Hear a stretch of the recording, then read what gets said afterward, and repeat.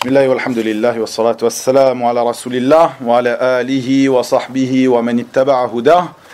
Amma ba'du fa aujourd'hui le 26 du mois de Rajab de l'année 1443 après la hijra de notre prophète Muhammad sallallahu alayhi wa sallam, nous entamons le 9e cours de notre série de cours sur l'explication, le commentaire du livre Usul al-Sunnah de l'imam Ahmed fait par le Cheikh al-Allama Rabi' ibn Hadi al-Madkhali hafidhahullah azza wa jal.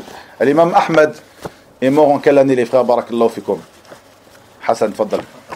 241 les frères? C'est bon?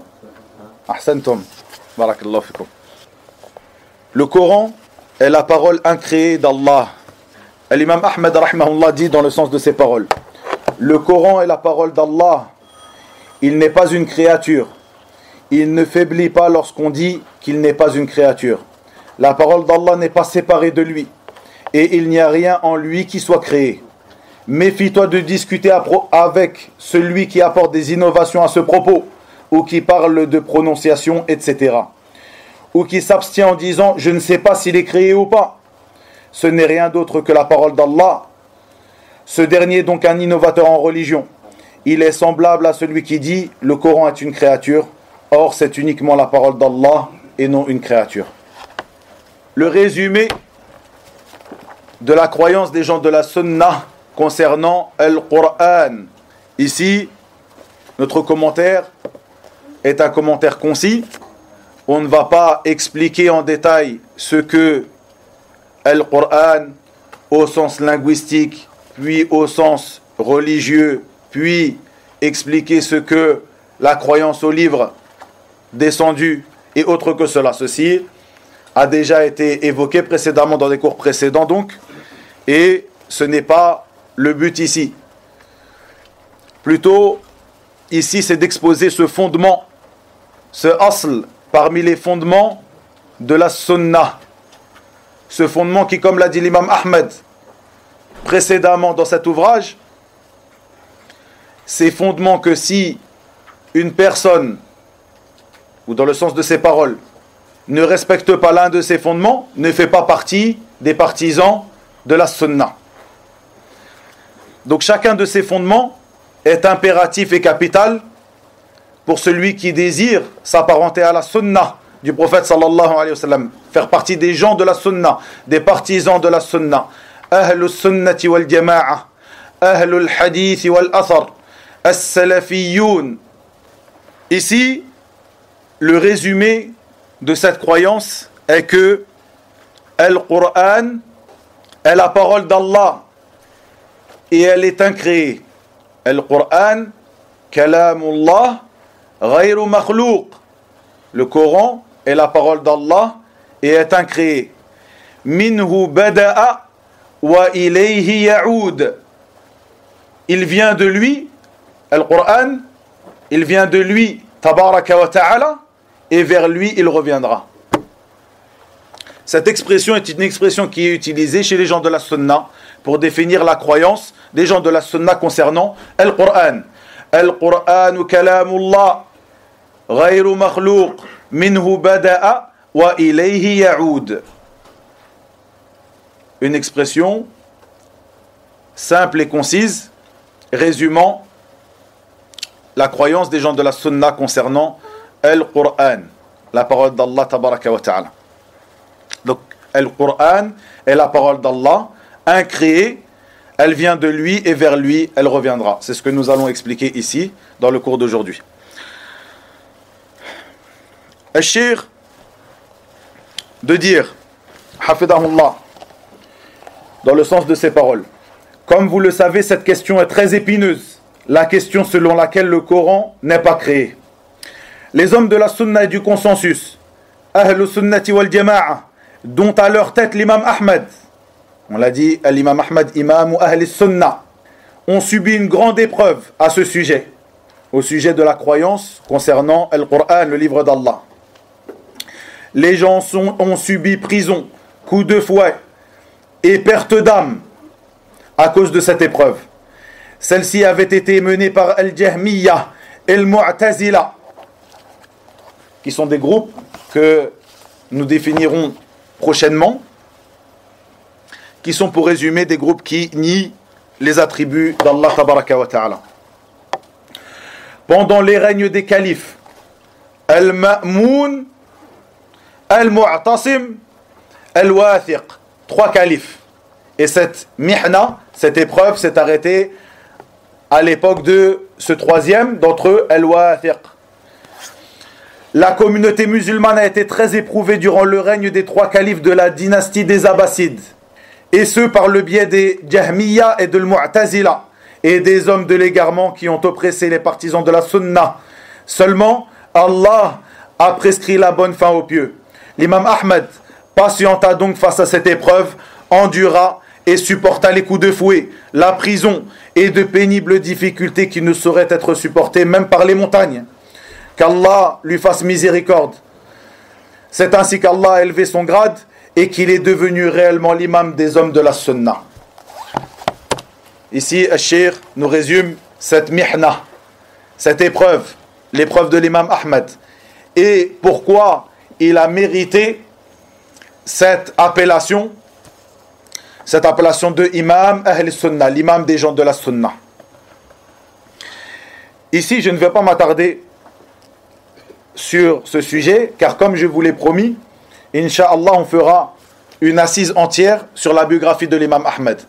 Et cette épreuve, l'histoire de cette épreuve de Al-Mihna, concernant la parole, comme quoi le Coran serait créé, donc on appelle en arabe Mihnatu Khalqil Quran, donc l'épreuve de la création du Coran, ou l'épreuve concernant l'affaire ou la parole, comme quoi le Coran serait une chose créée, est un sujet qui est détaillé dans les biographies faites de l'imam Ahmed. Détaillé, et ce détail nous le ferons lorsque nous ferons cette assise, une assise entière sur la biographie de l'imam Ahmed. Et Inch'Allah, normalement cette assise devrait avoir lieu juste après le mois de Ramadan, le temps de préparer correctement cette assise. Inch'Allah ta'ala, donc sur la biographie de l'imam Ahmed, et on parlera bien évidemment de cette épreuve. Inch'Allah azza wa jal. Donc ici on ne va pas s'attarder sur cela. Déjà, cette parole de dire Al-Qur'anu kalamullah ghayru makhlouq. Donc le Coran est la parole d'Allah et elle n'est pas créée. Est-ce que cette parole a été rapportée du prophète sallallahu alayhi wa sallam? Hein? Est-ce que quelqu'un a un hadith sur cela? Le Coran est la parole d'Allah incréée. C'est le titre qu'ils ont donné ici. Le Coran est la parole incréée d'Allah, c'est ça? Est-ce qu'on a un hadith sur cela? Hein? Pas de hadith. Est-ce que dans le Coran ceci est venu? Cette expression qu'il y a ici, est-ce que c'est venu dans un ayah du livre d'Allah? Non. Ces expressions qui sont données par nos pieux prédécesseurs sont des expressions qui sont véridiques, qui sont tirées des textes du Coran, de la Sunna, comme nous allons le voir dans le cours d'aujourd'hui.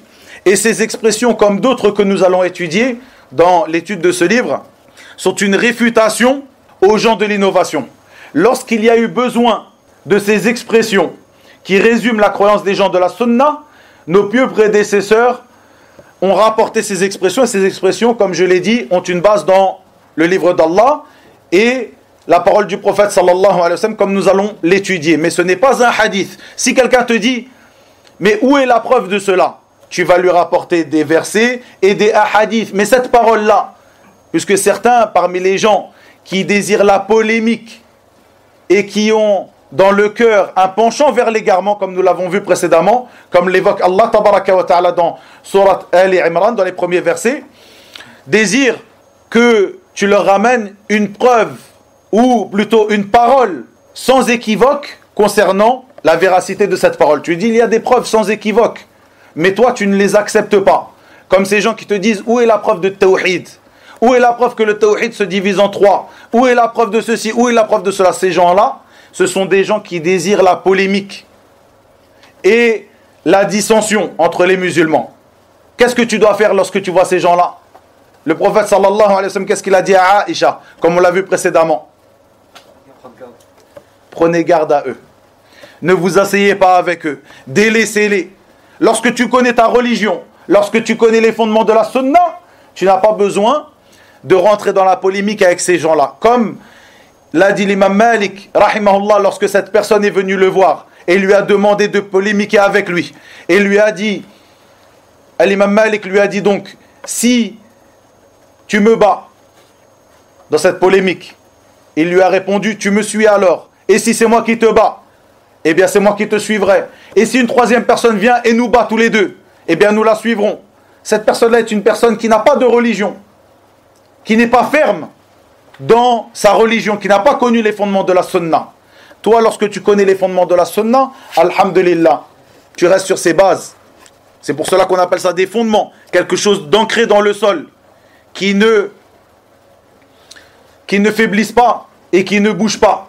Et sans aucun doute, la personne qui aura faibli, qui aura bougé sur ses fondements, est celle qui n'aura pas suivi la voie de nos pieux prédécesseurs dans ces sujets qui ont été évoqués par l'imam Ahmed précédemment dans le livre. La polémique avec les gens de l'innovation et des passions. Le fait de s'asseoir avec eux, de leur tenir compagnie et autre que cela. Apprends ces fondements et délaisse ces gens de la polémique qui cherchent la dissension entre les musulmans, qui ont dans le cœur un penchant vers l'égarement et les voies de l'égarement. Donc lorsque nos pieux prédécesseurs ont trouvé l'importance de rapporter ces expressions-là pour répondre à ces gens de l'égarement parmi le Jahmiya ou le Mu'tazila et autres que cela, ils ont rapporté ces paroles-là. Al-Qur'an ou kalamullah, ghayru makhluq, minhu bada'a wa ilayhi ya'ud. Où sont les preuves? Nous allons les connaître ici.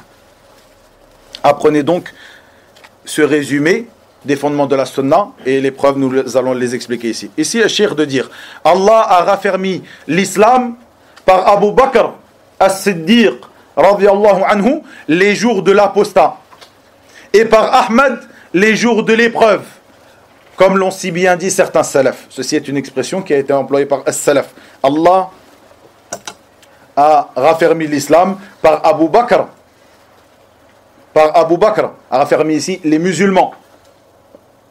Allah a raffermi l'islam, c'est-à-dire les musulmans, les gens de l'islam, par Abu Bakr as-Siddiq, les jours de l'apostat, lorsque une partie des gens ont apostasié, lorsqu'une partie des gens ont délaissé le fait de donner az-zakat, qui était obligé d'être donné à l'époque du prophète sallallahu alayhi wa sallam. Mais lorsque le prophète sallallahu alayhi wa sallam est décédé, on dit nous ne donnerons plus az-zakat.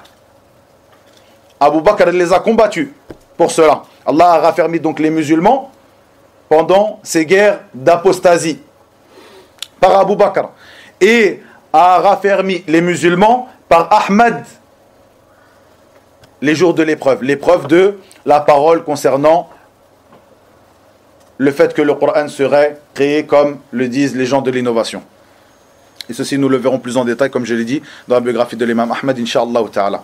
Puis, Cheikh de dire, le Coran et la Sunna montrent que le Coran est la parole d'Allah. Allah Azza wa Jalla a parlé à travers le Coran.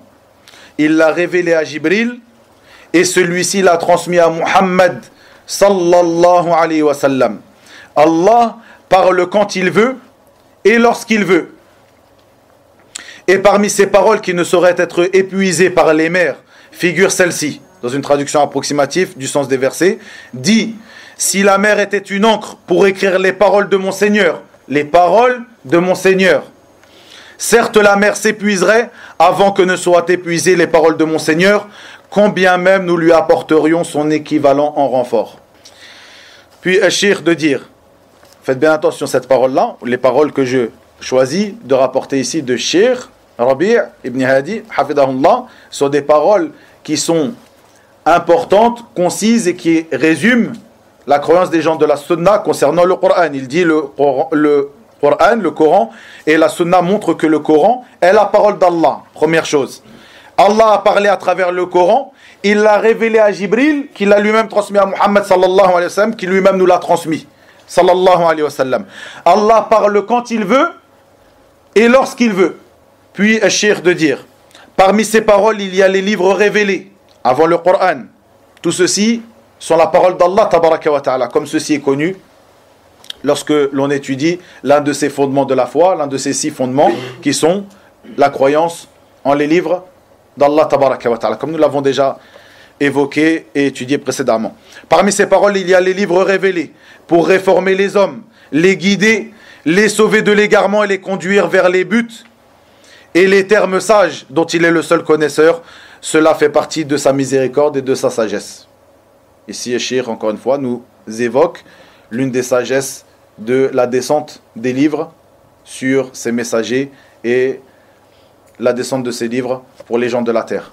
Ce sont des paroles très importantes que Cheikh nous enseigne ici. Puis il dit, Hafidahullah ta'ala, il appellera, donc Allah tabaraka wa ta'ala, appellera le jour de la résurrection, où sont mes associés, dans le sens de ces paroles, Azza wa Jal, où sont mes associés?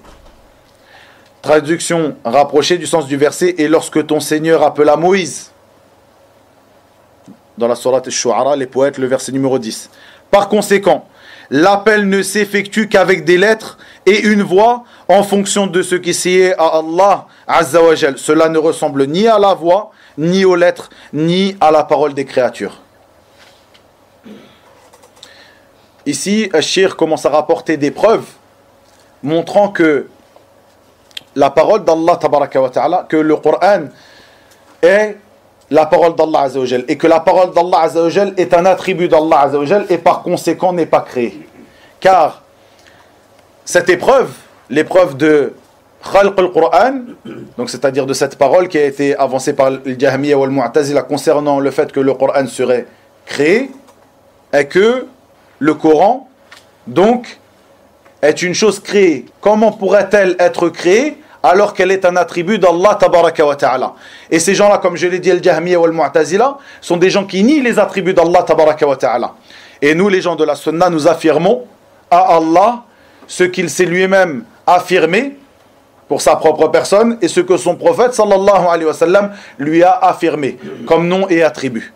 Ceci est le résumé de la croyance des gens de la Sunna concernant les noms et attributs d'Allah tabaraka wa ta'ala. Nous affirmons à Allah tabaraka wa ta'ala ce qu'il s'est affirmé à lui-même et ce que son prophète sallallahu alayhi wa sallam lui a affirmé comme nom et attribut.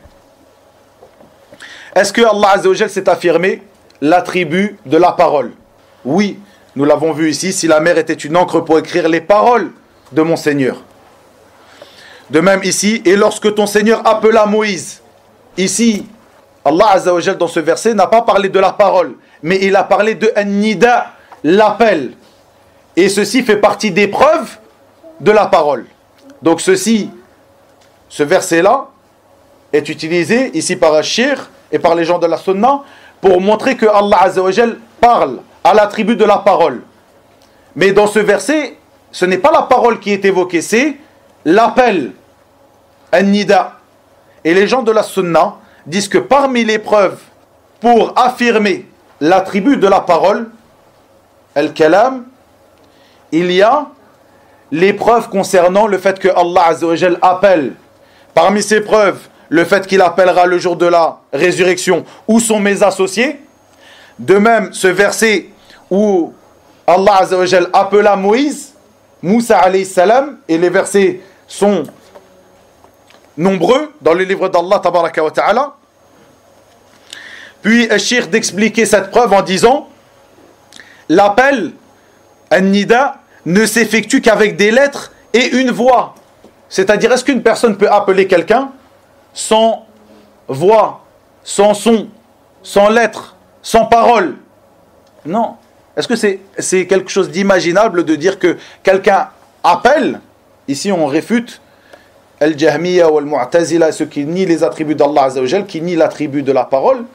Ils ne peuvent pas nier ce verset où Allah Azza wa Jal appelle Moussa alayhi salam. Nous leur demandons, est-ce qu'il est possible qu'une personne appelle sans son, ni lettres et autre que cela? Ceci est impossible. Explique-moi comment. Donc ceci fait partie des preuves concernant l'affirmation de la parole comme attribut d'Allah tabaraka wa ta'ala. Donc Allah Azza wa Jal appelle avec des lettres et une voix en fonction de ce qui sied à Allah. En fonction de ce qui sied à Allah tabaraka wa ta'ala. C'est-à-dire que sa parole n'a rien à voir avec la parole de ses serviteurs ou de ses créatures. Son appel, an-nida, tabaraka wa ta'ala, n'a rien à voir avec l'appel de ses créatures. Mais l'appel, dans tous les cas, est une chose qui est faite avec des sons et des lettres. Et une preuve très importante de cela, ce hadith rapporté par Abdullah ibn Unais, qui a été rapporté par l'imam al-Bukhari dans son Sahih, avec une chaîne de transmission, mu'allaq. Hein? Qu'est-ce que al-mu'allaq dans la chaîne de transmission? Fadal Sofiane. Il y a une coupure. Il y a une coupure. À quel niveau? Entre le premier rapporteur jusqu'à celui qui rapporte le hadith. Le premier rapporteur, c'est-à-dire dans la chaîne de transmission entre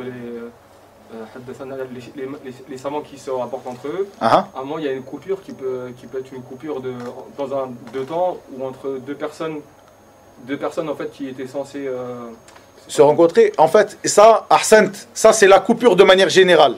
On a dit que la coupure dans la chaîne de transmission est de 4 sortes. On a dit al-mu'allaq et al-munqati' et al-mu'dal et al-mursal. Ahsantum. 4 sortes de coupures de la chaîne de transmission. On révise les frères les cours qui sont passés quand même. Comme ça, alhamdoulilah, on ne s'est pas assis et on n'a pas révisé tout ça pour l'oublier. Alhamdoulilah, toujours révisé. Inch'Allah, ça restera fermement ancré en nous, Inch'Allah Azza wa Jal. Donc ici, on a al-mu'allaq. Qu'est-ce que c'est que al-mu'allaq parmi ces sortes de coupures? Tfadal Saleh. Non. Hein? À quel niveau? Ahsant. Ahsant. Donc c'est-à-dire que l'imam al-Bukhari le rapporte d'une personne de qui il n'a pas entendu. Al-Mu'allaq, c'est lorsqu'il y a une coupure dans la chaîne de transmission au niveau de celui qui rapporte le hadith. Pas au niveau du prophète sallallahu alayhi wa sallam, mais au niveau de celui qui rapporte le hadith parmi les gens, de ceux qui donc ont écrit ces livres-là. Par exemple, l'imam al-Bukhari le rapporte directement du prophète sallallahu alayhi wa sallam. On appelle ça hadith mu'allaq. Ou alors il le rapporte d'une personne de qui il n'a pas entendu. Donc il y a cette coupure entre l'imam al-Bukhari et une personne au-dessus de lui de qui il ne l'a pas entendu. Ça on appelle ça mu'allaq. À l'inverse de mursal qui sera de l'autre côté. Al-mursal, c'est la coupure entre le prophète sallallahu alayhi wa sallam et la personne qui le rapporte de lui. C'est bon? Donc al-mu'allaq, on a dit, si l'imam al-Bukhari le rapporte d'une personne de qui il n'a pas entendu. Et les savants disent que le mu'allaq aussi peut être directement lorsqu'une personne rapporte le hadith du prophète sallallahu alayhi wa sallam. On appellera cela mu'allaq. C'est-à-dire qu'il n'y a pas de chaîne de transmission. Et comme cela dans le sahih de l'imam al-Bukhari, il y a plusieurs ahadiths, comme dans d'autres parmi les recueils de hadiths. Donc l'imam al-Bukhari rapporte un hadith directement de Abdullah ibn Unais, qui fait partie de Sahaba. Est-ce que l'imam al-Bukhari a rencontré Abdullah ibn Unais? Non. Donc c'est un hadith qui est mu'allaq. Pourquoi je rappelle cela? Pour pas qu'on dise, parfois, on dit l'imam al-Bukhari l'a rapporté dans son sahih. Mais est-ce que c'est un hadith muttasil? Donc une chaîne de transmission qui est liée, ou alors c'est une chaîne de transmission qui est mu'allaq, comme cela. Et Al-Hafiz ibn Hajar, dans un de ses livres, comme dans Fath al-Bari, l'explication du Sahih de l'imam al-Bukhari, a lié tous les ahadiths qui ont été rapportés par l'imam al-Bukhari de manière comme cela mu'allaq, c'est-à-dire sans chaîne de transmission, il les a rapportés avec une chaîne de transmission continue, ce qui montre que aucun de ces ahadiths n'est en réalité discontinu, aucun de ces ahadiths n'est faible dans sa chaîne de transmission. Ceci pour répondre et pour réfuter les gens qui disent ce hadith-là est un hadith rapporté par l'imam al-Bukhari de son sahih, mais il n'a pas de chaîne de transmission, donc c'est un hadith qui est faible. Non, Al-Hafid ibn Hajar a rapporté cela. L'imam al-Bukhari faisait cela pour certaines raisons qui lui sont propres et que je ne vais pas évoquer ici. Mais tout ça pour dire que l'imam al-Bukhari rapporte dans son sahih, mais avec une chaîne de transmission mu'allaqa, donc c'est-à-dire avec un isnad mu'allaq, c'est-à-dire sans chaîne de transmission. Et ce hadith est rapporté de manière continue dans le Musnad de l'imam Ahmed. Et autre que cela, avec une chaîne de transmission qui est bonne, où le prophète sallallahu alayhi wa sallam dit, dans le sens de ses paroles, Allah appellera les serviteurs au jour du jugement avec un son, avec une voix, bisawt. Le prophète sallallahu alayhi wa sallam a dit, bisawt, avec une voix, avec un son. Yasma'uhu man qarub kama yasma'uhu man ba'ud. Il l'entend, cette voix, cet appel, celui qui est proche, comme il l'entend celui qui est éloigné. Ce hadith, on l'expliquera un petit peu plus tard dans des cours prochains, car il y a beaucoup de bénéfices à tirer de ce hadith.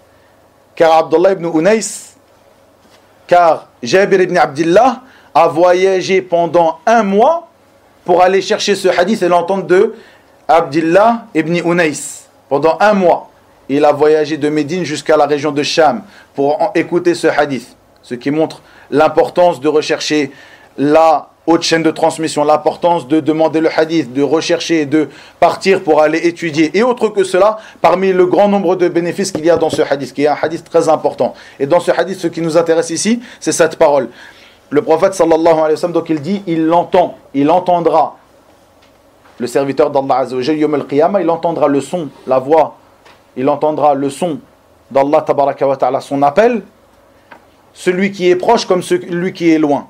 Ceci montre bien que ce n'est pas une parole qu'il entendra en lui-même, qui est la parole des gens de l'innovation.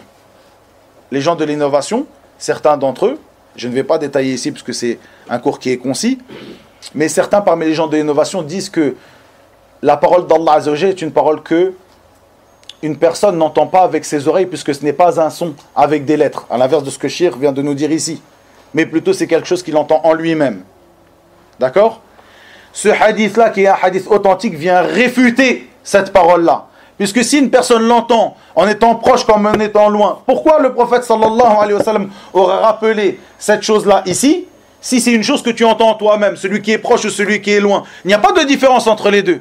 Si tu entends la parole d'Allah Azza wa Jalla en toi-même, où il y a une différence, il n'y a pas de différence.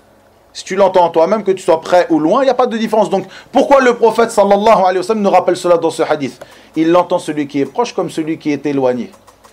Ce hadith est une réfutation claire à ces gens-là, parmi les gens de l'innovation qui disent que ce n'est pas un son et des lettres, la parole d'Allah Azza wa Jalla.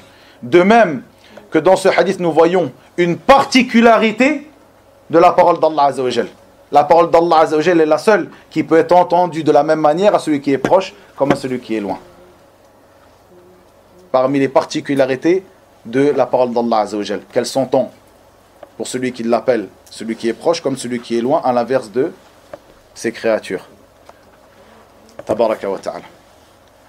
Ce hadith est un hadith très important. Inch'Allah, on le détaillera plus, on l'expliquera plus en détail dans des cours prochains ou dans un cours précis concernant ce hadith. Est-ce que vous avez compris? Est-ce que vous avez compris concernant l'appel, an-nida, et le fait que les savants, parmi les preuves montrant que la parole d'Allah est un attribut du Seigneur tabaraka wa ta'ala, al-kalam, c'est un attribut d'Allah Azza wa Jal, il y a ces preuves qui sont rapportées concernant an-nida, donc l'appel. Vous avez compris? Barakallahu fikum. Pourquoi est-ce qu'on essaye de prouver ici que la parole, al-kalam, est un attribut d'Allah Azza wa Jal? Pourquoi? Pourquoi est-ce que les savants, lorsqu'ils réfutent, les gens de l'innovation, et lorsqu'ils parlent des fondements de la sunna concernant le fait que le Coran est la parole d'Allah, ils essayent de prouver ou de démontrer que la parole d'Allah est un attribut d'Allah tabaraka wa ta'ala? Pourquoi? C'est un cheminement dans l'argumentaire ou l'argumentation. C'est quelque chose qui est important d'être compris. Ici, on a les gens de l'innovation qui disent que le Coran est incréé. C'est le titre que vous avez ici. Le Coran est la parole d'Allah incréée. Ici, on a les gens de l'innovation, qui disent que la parole d'Allah est créée. Et les gens de la sunna qui disent qu'il est incréé.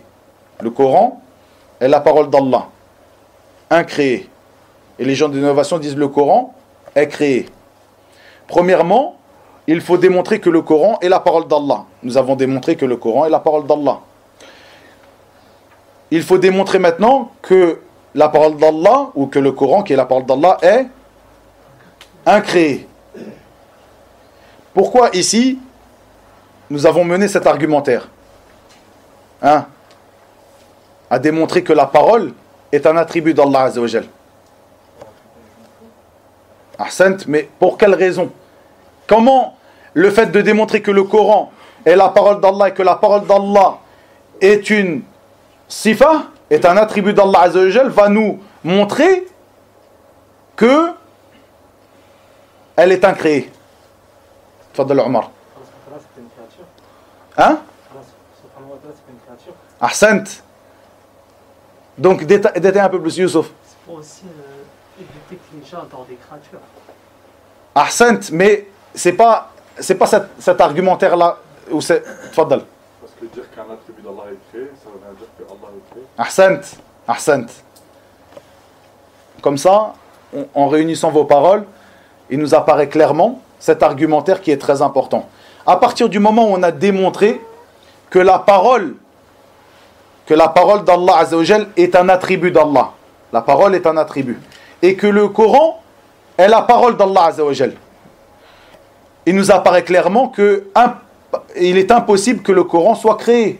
Puisque si le Coran est un attribut d'Allah, eh bien il ne peut pas être créé. Puisque un attribut d'Allah tabaraka wa ta'ala ne peut pas être créé, car Allah Azza wa Jal est le créateur et n'est pas une créature. Et comme on l'a dit, cette règle qui est très importante, Al-kalamu an as-sifat far'un an al-kalami fi dhat, c'est-à-dire la parole à propos des attributs est une ramification de la parole concernant l'essence ou concernant l'être d'Allah tabaraka wa ta'ala. C'est-à-dire, cette règle-là, vous vous rappelez? C'est-à-dire que si on dit que Allah Azza wa Jal est le créateur, il est impossible que l'un de ses attributs soit créé. Il est créateur, il n'est pas créature. Hasha lahu subhanahu wa ta'ala. Vous comprenez? Donc cet argumentaire qui est mené par les savants pour nous montrer que le Coran est la parole d'Allah et que la parole d'Allah est un attribut d'Allah. Donc à partir du moment où le Coran est la parole d'Allah et que la parole est un attribut d'Allah Azza wa Jal, nous saurons que le Coran est incréé. Est-ce qu'il y a un problème dans la compréhension ici, les frères? C'est très important. Parce que cette parole-là, le Coran est créé ou incréé, a été une très grande épreuve à l'époque de l'imam Ahmad. Et jusqu'à aujourd'hui, les gens de l'innovation ont des ambiguïtés et sèment des ambiguïtés concernant cela. Et lorsque tu lis cette chose-là en français, pour beaucoup de gens, elle n'apparaît pas clairement. Qu'est-ce que ça veut dire le Coran est créé ou incréé? Je pense que ce problème de compréhension est déjà apparu à plusieurs d'entre vous lorsqu'il a lu cette parole-là pour la première fois. Le Coran incréé ou créé, pourquoi? Qu'est-ce que ça veut dire? Est-ce que vous avez compris ici? Allez frère, celui qui n'a pas compris, qu'il le dise. Ou s'il y a une ambiguïté sur quelque chose, t'as pas trop compris, Idrissa. Les gens de l'innovation, ils disent que le Coran est créé. Les gens de l'innovation disent que le Coran est créé. Nous, pour les réfuter, nous avons besoin d'un argumentaire. Est-ce que... Tfaddal. Je pense que c'est surtout comment, la compréhension, c'est comment ils disent qu'il a été créé, c'est surtout ça, je pense. La compréhension. Il a dit, le problème de compréhension, c'est pourquoi ou comment ils disent qu'il a été créé. Ici, c'est justement l'argumentaire là, il va répondre à cette question. Les gens de l'innovation disent que, et ceci est le sujet du cours d'aujourd'hui, le Coran est la parole d'Allah incréée. Les gens de l'innovation disent que le Coran est créé. Et c'est le sujet de cette grande fitna, de cette grande épreuve qui est arrivée à l'époque de l'imam Ahmad et que jusqu'à aujourd'hui, comme je l'ai dit, il y a des ambiguïtés qui sont semées par les gens de l'innovation. Le Coran est la parole d'Allah? Répondez. Le Coran est la parole d'Allah, oui ou non? Le Coran est la parole d'Allah Azza wa Jal. C'est ce que nous venons de lire des paroles de Cheikh Rabia et ce que je viens d'expliquer. Le Coran est la parole d'Allah. La parole d'Allah, la parole est un attribut d'Allah? Il a l'attribut de la parole, subhanahu wa ta'ala. Est-ce que Allah Azza wa Jal est créé ou est créateur? S'il est créateur, il ne peut pas être créé. Allah Azza wa Jalla est le créateur. Et il y a le créateur et la créature. Est-ce qu'un attribut d'Allah, peut être créé? Pourquoi? Car il est le créateur. Il disait ça dans le sens où eux, ils disaient qu'il était créé parce qu'Allah, il ne parle pas. Si tu ramènes des choubouates, là on va pas finir. Ça c'est pas une bonne. Ici, on essaye de comment dire, de donner des remèdes à cette parole-là qui est devant nous. Les choubouates, on les verra plus tard, Inch'Allah. Pourquoi est-ce qu'ils disent cela? Et toutes les choubouates qu'ils ont autour de cela, si on commence à les ramener, on va faire une dizaine de cours sur ce sujet. Là, simplement, on veut aller petit à petit selon ce que le cheikh il a dit ici.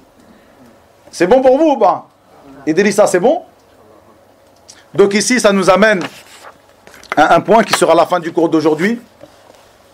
Une règle très importante concernant les attributs d'Allah tabaraka wa ta'ala. Concernant les attributs d'Allah tabaraka wa ta'ala. N'importe lequel des attributs d'Allah azza wa jal. Si quelqu'un te dit, est-ce que Allah parle? Est-ce que Allah a l'attribut de la parole? Tu dis oui. Les preuves du Coran, de la Sunna sont claires, nous les avons évoquées ou nous en avons évoqué certaines ici et le reste vont venir dans les paroles de Cheikh Rabi ici dans son explication. Ceci sur n'importe lequel des attributs d'Allah Azza wa Jal. Est-ce que Allah Azza wa Jal a l'attribut de la parole? Est-ce que Allah Azza wa Jal a l'attribut de la science? Est-ce que Allah Azza wa Jal a l'attribut de la clairvoyance et autre que cela? N'importe lequel de ces attributs. La deuxième de ces questions, si quelqu'un te demande quel est le sens de Al-Kalam, qu'est-ce que veut dire la parole? Est-ce que Allah a l'attribut de la parole? Oui. Qu'est-ce que veut dire la parole? C'est-à-dire, il te demande, qu'est-ce que la parole donc? Tu lui dis, la parole est quelque chose de connu. Est-ce que Allah a une main?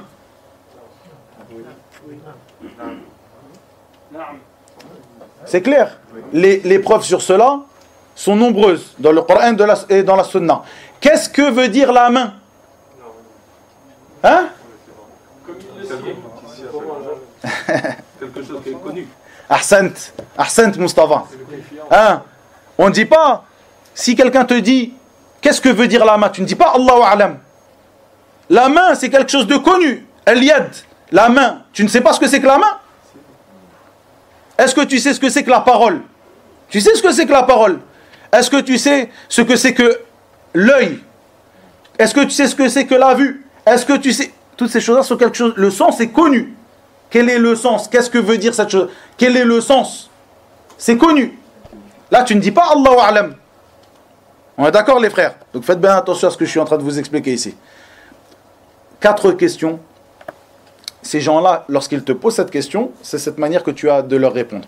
Ici, je ne vous invite pas à débattre avec ces gens-là. C'est-à-dire que si cette ambiguïté te vient, tu sais comment y répondre pour toi-même. Est-ce que Allah Azza wa Jalla a l'attribut de la parole? Oui. Quel est le sens de la parole? Qu'est-ce que veut dire la parole ici parmi les attributs d'Allah? La parole est quelque chose de connu. Al-ma'na ma'rouf.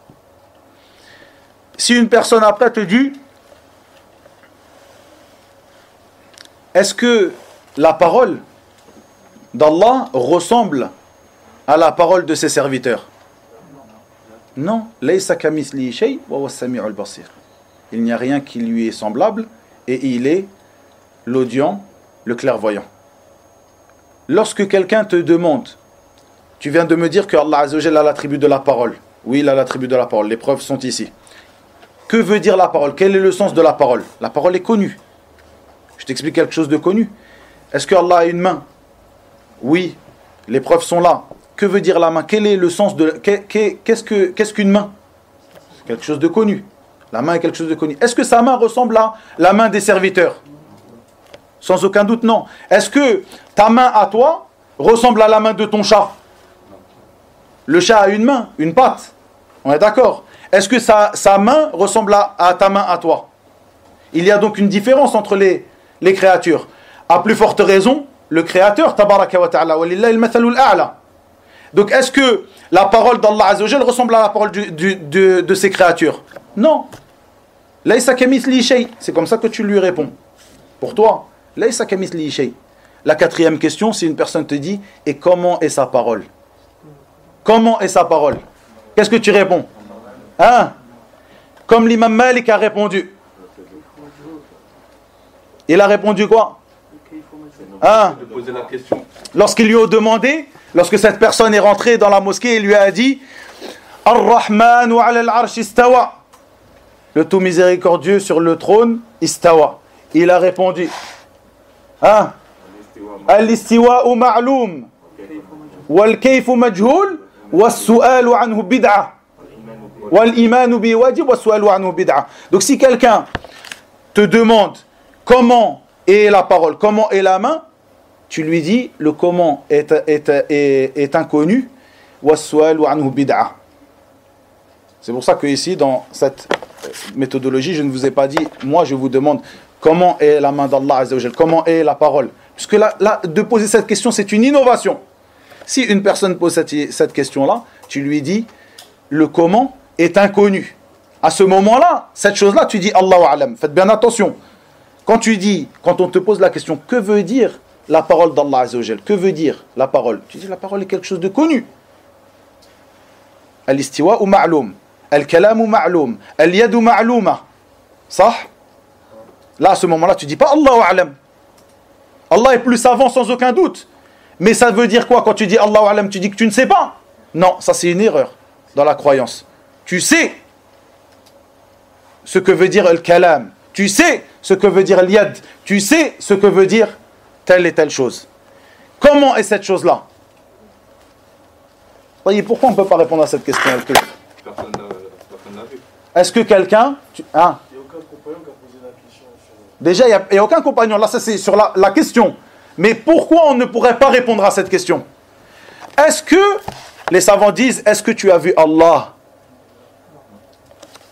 Donc comment tu pourrais répondre au comment de et Allah, ou comment est Allah? Et comme on l'a dit, al-kalamu fi sifat far'un 'an al-kalami fi dhat. Donc la parole sur un attribut d'Allah Azza wa Jalla est une ramification de la parole sur l'être, le propriétaire de ces attributs. Si on te demande comment est Allah, ceci est une innovation de poser cette question. Mais si quelqu'un te demande, tu n'as pas vu Allah, tu ne peux pas répondre à cette question. De même que ses attributs. Car la parole sur l'un des attributs est une ramification de la parole sur le propriétaire de ses attributs. On résume et on termine le cours d'aujourd'hui. Il y a eu beaucoup d'informations ou... Ça va, c'est compris les frères? Ça c'est quelque chose qui est très important parce qu'en fait, ici on a traîné un petit peu dans le cours d'aujourd'hui concernant Al-Kalam, mais ces règles que je vous donne sont des règles, parce que des règles sur les noms et attributs, il y en a beaucoup, et des règles qui peuvent être assez compliquées. Ici j'essaie de vous simplifier les règles, comme je vous l'ai dit dans les cours précédents, comme je le donnais à mes élèves en Égypte au Caire. Des règles simples. À chaque fois qu'on passera sur un attribut d'Allah Azza wa Jal, on reviendra à cette méthodologie-là, à ces règles-là. Ici, on parle de cet attribut qui est Al-Kalam, la parole. Si on te demande, est-ce que Allah Azza wa Jal a l'attribut de la parole? Tu dis oui. Quel est le sens de la parole? Qu'est-ce que veut dire la parole? Tu dis, la parole, c'est quelque chose qui est connu. Ceci sur l'ensemble des noms et attributs d'Allah Azza wa Jal. Qu'est-ce que ceci? Que veut dire la main? Que veut dire le pied? Que veut dire la clairvoyance? Que veut dire la science? Que veut dire c'est quelque chose qui est connu. Est-ce que cet attribut de la parole ressemble à l'attribut de la parole que l'on trouve chez les serviteurs? Tu as l'attribut de la parole. Allah Azza wa Jal a l'attribut de la parole. Est-ce que l'attribut d'Allah Azza wa Jal ressemble à ton attribut à toi de la parole?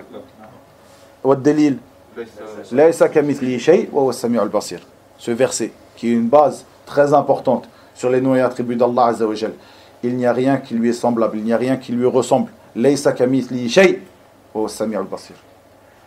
Et la dernière question, si quelqu'un te pose la question, et comment est la parole d'Allah Azza wa Jal? Cette question-là est une innovation. Et le comment est inconnu. Faites bien attention, vous avez vu? Quel est le sens de la parole? Que veut dire la parole? Que veut dire la main? Allahu A'lam? Non. On sait ce que ça veut dire. On sait ce qu'est Al-Kalam. Et ici, Al-kalam avec un son, saut, avec des lettres, harf. C'est ce que disent les gens de la sunna concernant la parole d'Allah, tabaraka wa ta'ala. La parole d'Allah, le Coran fait partie de la parole d'Allah. Les livres révélés sont la parole d'Allah Azza wa Jal. Allah Azza wa Jal parle et appelle ses serviteurs Yawm al-Qiyamah. Allah a parlé à ses serviteurs, a parlé à Moussa alayhi salam, a parlé à Muhammad sallallahu alayhi wa sallam.